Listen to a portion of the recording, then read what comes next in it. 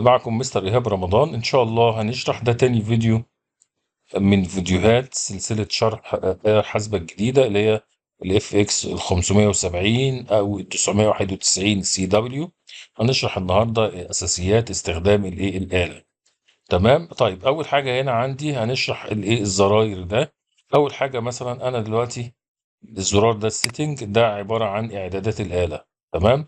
طيب أنا هنا دلوقتي مثلا لو أنا عايز أعمل فورمات للآلة بضغط على زرار السيتنج وبعد كده أنزل عند الريست وأضغط EXE. تمام. وبعد كده أختار آخر حاجة، أنزل أهي آخر حاجة، ممكن أضغط بالزرار ده هيوديني على طول على آخر حاجة أهي، واضغط EXE وبعد كده اضغط كمان EXE يس انا عايز اعمل الاعدادات، وبعد كده اضغط EXE. انا كده عملت فورمات للآلة او تهيئة للآلة.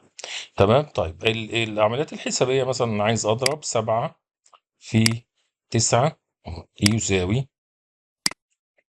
تمام. ادي هنا ده يساوي EXE بقى يساوي 63. تمام كده. طيب افرضوا مثلا انا دلوقتي عايز اشتغل على الكسور، عايز اضرب هنا 2 على 3. تمام. في 5 واضغط هنا يساوي، يبقى انا كده بشتغل على الكسور. طيب انا عايز دلوقتي عدد وكسر، بضغط زرار شيفت اهو واكتب العدد 2، واروح طالع بالزرار اهو 5 مثلا، انزل تحت على 7. تمام. في 3 اطلع فوق اهو في 3 مثلا، واقول هنا يساوي. هلاحظ ان الناتج بتاع الآلة الحاسبة دايما بيعمله في صورة كسر بسط وايه، بسط ومقام. يجي هنا بقى دور زرار الفورمات، لا انا مش عايزه صورة بسط ومقام، انا عايزه في صورة عدد عشري. يبقى انا اختار اللي هي الديسيمل اهو واضغط يساوي. تمام. طب لا انا مش عايزه في صورة عدد عشري، انا عايزه في صورة بتاع ده عدد وكسر. تمام. خلوا بالكم امبرورر فراكشن يعني هنا صورة كسر اهو، لو ضغطت EXE اهو عملوا لي في صورة كسر. طب فورمات انا عايزه في صورة عدد وكسر اهو، يبقى ميكسد فراكشن اهو. تمام. يبقى هنا 8 وكام، 8 وسبع، يبقى دي هنا الصور بتاعت العدد عدد الكسري. تمام. طيب افرضوا انا بقى نكمل حتة الصور دي، انا هضغط هنا زرار EC. تمام كده. طب افرضوا انا مثلا عايز مثلا هضرب مثلا رقم مثلا 9 في 4. تمام. يساوي. هنلاحظ ان الناتج هنا عدد صحيح، فلو انا رحت ضغطت على الفورمات هيقول لي عايزه برايم فاكتور، يعني عايز تحلل العدد العوامل الاوليه. فانا لو ضغطت هنا يساوي اهو حلل لي العدد الاربعه دي عباره عن 2 اس 2، عمل لي التحليل. تمام. اللي هو بيبقى موجود في الصف الرابع الابتدائي اهو. يبقى هنا 3 أس 2، التسعة دي 3 أس 2، الأربعة دي 2 أس 2. ده البرايم فاكتور لو أنا عايز أحلل عدد العوامل الأولية. طيب افرضوا مثلا كان عندي مثلا الرقم ده كده 250,000 أهو. تمام. ورحت هنا ضغط يساوي. تمام. ورحت بتاع ده نازل كده هلاقي في حتة ENG نوتيشن. ENG نوتيشن ده الENG نوتيشن هو ان هو بيحول لي العدد ل10 اس مضاعفات الثلاثة. طب ليه مضاعفات الثلاثة؟ لان ده رموز هندسية زي ما بيقولوا، او بتاع ده بيستخدموا المهندسين لو عايزين يحولوا مثلا للكيلو للمايكرو للكلام ده كله. تمام. فلازم يبقى هنا مضاعفات مضاعفات الثلاثة اهو. ضغطت اهو ادي 6 زي ما انتم شايفين مضاعفات مضاعفات الثلاثة، ودي بيستخدموها الصيغة دي بيستخدموها المهندسين. تمام. لو نزلنا تحت هلاقي حتة 6 جزيمال.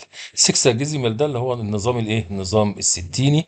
تمام. النظام الستيني يعني أنا لو عندي زاوية مثلا وليكن 45 و6 من 10، أنا عايز أحولها لدرجات ودقائق وثواني. اللي هو النظام الستيني، فبنزل تحت. تمام اهو، واضغط على اللي هو 6 ديزيمال اهي، واضغط يساوي او حولها لي لدقائق وثواني. طب ليها بديل؟ ليها بديل اهي بزرار الشيفت اهو. يعني انا لو ايه 45 و6 من 10 اهي. تمام، اضغط يساوي، واضغط ساعتها هنا بقى زرار الشيفت مع الايه الزرار ده اهو.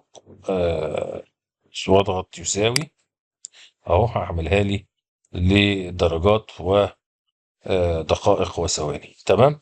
طيب يبقى الفورمات ده احنا كده خلاص. الزرار ده احنا قلناه كله. اه قلناه كله الزرار ده. ماشي. زي ما انتم شايفين فيها ميزة ان هي بتجمع في كل زرار، بتجمع كذا وظيفة اختصارا لعدد الازرار في الايه في الآلة. تمام. طيب في هنا حاجة لذيذة قوي، طبعا ده هنا الجذر. طبعا عايز اجيب جذر التسعة. تمام اهو ب3. تمام كده. زي ما انتم شايفين ده الجذر. طب انا عايز بقى، عايز الجذر التكعيبي مثلا. هنا اصبح ما فيش زرار للجذر التكعيبي لوحده. بص هنا في حاجة لذيذة قوي. لو كتبت الرقم اللي قبل اهو 3، رحت عامل هنا شيفت جذر، يعملها لي الجذر التكعيبي على طول. نحط هنا ال8، يبقى الجذر التكعيبي لل8 بكام؟ ب2. تمام.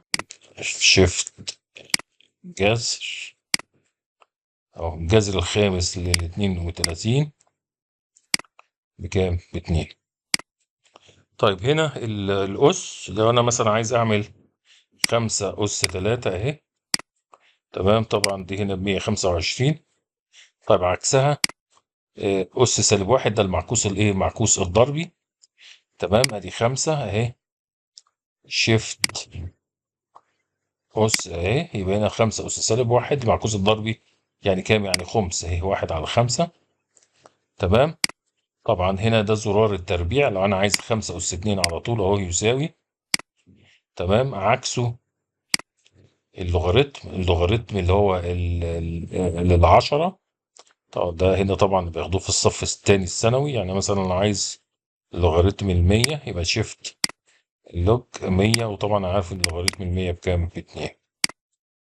تمام. طيب ده زرار اللوغاريتم. طب هنا ده بقى اللوغاريتم للاساس. مش بتاع ده الاساس غير العشرة. وليكن مثلا هنجرب مثلا الاساس 2. تمام. وطبعا هطلع هنا هكتب ال8. تمام. ادي لوغاريتم الاساس 2 لل8 هيطلع بكام؟ ب3، لان طبعا 2 اس 3 بكام؟ ب8. تمام. طبعا العكس ده اللوغاريتم الطبيعي. تمام. ده اللوغاريتم الطبيعي. فانا لو ضغطت شيفت مع ده اللين اهو، وده اللوغاريتم الطبيعي. مثلا لو جربنا كتبنا شيفت اي اهي، ادي كي، انا عارف ان اللين اي بكام؟ ب1 اهو. تمام. يبقى احنا كده الزرار الانسر ده اخر حاجه طبعا احنا قلناها اهو. كتبناها كانت ب1. ده زرار الانسر. طبعا هنا الزاويه. تمام. عايز اجيب الزاويه مثلا ساين 60 اهو. تمام. اضغط يساوي، طلعت لي جذر 3/2. طب انا عايز اعكس، اقول ايه الزاويه اللي الساين بتاعتها نص؟ يبقى اضغط شيفت ساين اهو، عمل لي ساين ماينس، وادي هنا نص اللي هي 5/10 هتساوي 30. طيب لو انا بقى عايز زوايا بالتقدير الستيني وبالتقدير الدائري. تمام. يبقى على طول احول من الدائري للستيني. هتلاحظ هنا ان في حرف الدي ده ديجري. يعني احنا شغالين على الآلة الحاسبة بالنظام الستيني. لو عايز احول بقى لنظام الايه الدائري، بضغط على السيتنج، واخش على كالك سيتنج، واخش على انجل يونت اللي هي الثانيه دي، واضغط اوكي، او اضغط اي اكس اي الاثنين زي بعض، واختار الراديان. تمام. تمام اهو الراديان، واضغط طبعا اوك. يبقى احنا كده خلاص دخلت بتاع ده اوك. خلاص خلصت اوكي. وعلى طول اضغط زرار او اضغط على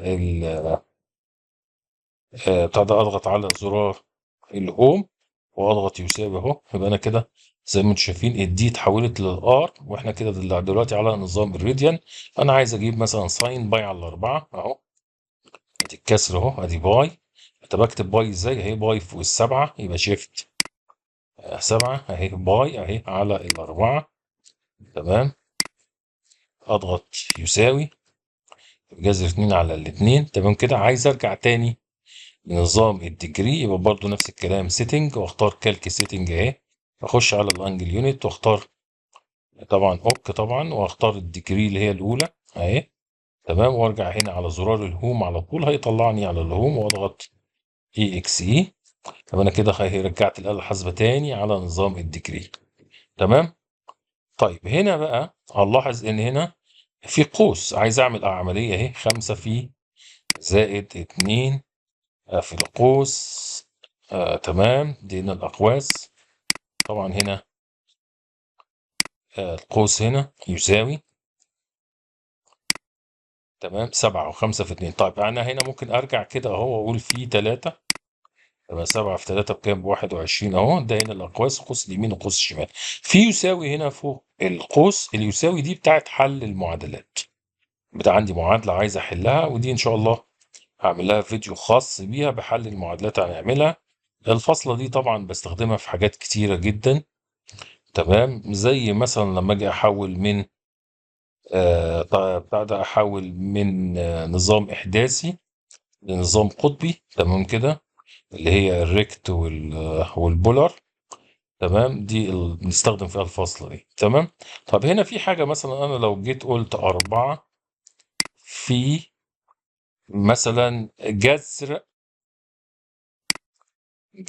مثلا 25 على الأربعة، هو أنا نسيت أكتب كلمة جذر، أو خليها 25 على 9 مثلا، وأنا نسيت أكتب كلمة جذر. تمام، هل أمسح وأكتب بتاع ده أكتب من أول وجديد؟ قال لي لا، أنا ممكن أطلع أهو. تمام، وأروح هنا وأعمل كلمة بقى. خدوا بالكم، لو أنا عملت الجذر إيه اللي يحصل؟ هنا كتب الجذر بره الايه، بره الكسر. انا مش عايز كده. تمام، خلي بالكم طبعا الزرار ده بيمسح اخر خطوه احنا عملناها، اللي هو الزرار ده زيه زي بتاع ده الكمبيوتر بالظبط، اللي هو باك سبيس، حتى نفس الشكل. تمام، لا انا عايز الجذر، بس الجذر هنا بقى تكون على الكسر ده. في هنا بقى خاصيه حلوه قوي اسمها انستول، سوري، انسيرت، اي ان اس، يعني ادخال. عايز اكتب اي حاجه في اي مكان، هضغط على الزرار ده، فهضغط هنا شيفت اهي الباك سبيس، فراح عمل لي سهم صغير زي ما انتم شايفين. اقدر هنا اعمل الجذر اهو، شفتوا؟ يبقى هو كده كتب الكسر جوه الجذر. دي خاصيه جميله، ده خاصيه الايه، الانسيرت. تمام كده. ايه تاني من الاساسيات؟ تعالوا هنا نتكلم على الفاريبلز. الزرار بقى بتاع الفاريبلز، هنا شايفين كل دي بتاع ده اماكن تخزينيه، اقدر اخزن عليها ارقام A و C و E و X و Z زي ما احب. تمام كده. طيب انا هنا عايز دلوقتي اخزن على الزرار A. تمام، او الزرار مثلا X، عايز اخزن عليه مثلا الرقم 3، فاروح ضاغط هنا، اروح رايح عليه، واروح هنا EXE، وانزل تحت اقول edit اهو. تمام، واقول اكس بيساوي 3، واضغط يساوي. هو كده خزن على الاكس كام؟ 3. تمام كده. وعايز اخزن على الزد 5 مثلا. هو فاضغط اي اكس اي، واضغط انزل تحت على الايديت. تمام، واكتب هنا مثلا 5، واضغط يساوي. اقدر بقى اعمل بالحرفين اللي انا عايزهم دول، اقدر بيهم اعمل بيهم معادلات زي ما احب، وتعويضات وزي ما احب. يعني مثلا انا عايز اقول اكس زائد زد اهو مثلا، اضغط على زرار الاي سي. عايز اقول اكس في زد. تمام اهو، يبقى اضغط فين الاكس؟ الاكس اهي زرار لوحديه. طب ليه عملوها زرار لوحديه؟ لان احنا بنستخدمها كتير، فعشان كده عملوها زرار لوحديها. وكمان ايه، يعني انا اقدر اكتبها بشيفت مع الصفر، واقدر اكتبها بالزرار ده لوحدها. عايز اضربها في الزد اهي، يبقى فين الزد اهو يبقى ما دام بني فوق، يبقى دي اسمها عمليه فرعيه، هستخدم معاها زرار الايه، الشيفت اهو. يبقى اكس في زد اللي هو بكام؟ ب3 في ايه، في 5، اللي هو بكام؟ اللي هو ب15. تمام، يبقى انا كده اتعاملت مع زرار الايه، زرار الفاريبل. طيب في حاجه هنا مهمه قوي اللي هو زرار الكيو ار. تمام، وليكن مثلا انا عايز دلوقتي، عايز اشوف رسمه داله معينه. تمام، يبقى انا مثلا وليكن اكس، تمام، تربيع اهو، زائد مثلا 3 اكس زائد واحد، عايز اشوف الرسمه بتاعتها. تمام، يبقى اروح جاي عامل هنا زرار شيفت كيو ار اهو مع الاكس ده. تمام، بس هو اضغط الاول يساوي، او اضغط زرار الشيفت كيو ار اهو، عمل لي كيو ار. تمام، الكيو ار ده اروح اوجه الاله في برنامج عندي على الموبايل. تمام، اللي هو قارئ الكيو ار او قارئ الكود عندي على التليفون. اروح جاي موجه بتاع ده البرنامج بالكاميرا على بتاع ده الكيو ار ده، هيوديني على هيديني الرابط ده ادخل عليه، الاقي الايه، الرسمه بتاعه الايه، العمليه الحسابيه اللي انا عاملها. تمام، وتوضيح ليها اكتر او شرح ليها اكتر. يبقى هنا ده زرار الكيو ار، زرار برضو من الزراير المهمه. الا اذا يعني انا عن نفسي يعني طبعا برنامج اللي هو جيوجبرا بتاع ده غني عن الموضوع بتاع الكيو ار ده. لو انا عايز اي رسمه وبتاع طبعا الجيوجبرا هيبقى افضل. تمام. طيب ايه تاني؟ نمسك هنا بقى ايه الفانكشن. الزرار ده جميل قوي. تمام، زرار الفانكشن ده بقى هو بديل زرار الكالك في الآلات الحاسبة القديمة. ايه بقى الجديد فيه؟ الجديد فيه ان هنا عندي بدل بقى دالة واحدة عندي اتنين، مش دالتين بس، عندي الاف اوف اكس وعندي الجي اوف اكس. وليكن مثلا انا هعرف الدالة بتاع ده الاف اوف اكس اهو، فيبقى هنزل تحت اهو، اقول ديفاين اف اوف اكس، واروح جاي بتاع ده ضغط على الاي اكس اي، واكتب بقى انا عند الايه الاف اوف اكس، اقول هنا ادي اكس تربيع مثلا اهو، اكس تربيع اس 2 اهو. تمام، يبقى انا كده عرفت الداله ايه اكس. اضغط هنا يساوي، واروح رايح تاني على الفانكشن. تمام، انا عرفت الداله اف اوف اكس صح كده. مثلا انا عايز بقى، عايز اجيب اعوض، اشيل الاكس واحط احط 5. تمام، يروح ضاغط على اف اوف اكس ايه الاولى ايه، واروح حاطط 5 واضغط يساوي، هيجيبها لي كام؟ احنا كنا عاملينها اكس تربيع يعني 5 اس 2 اهي بخمسة وايه، ب 25. طيب انا عايز بقى هنا اعرف داله سوري، انا اجي هنا انا عايز بقى اعرف الداله جي اوف اكس. احنا عملنا الاف اوف اكس باكس تربيع، انا عايز اعرف الداله جي اوف اكس بايه، باكس زائد واحد. اكس سوري اهو.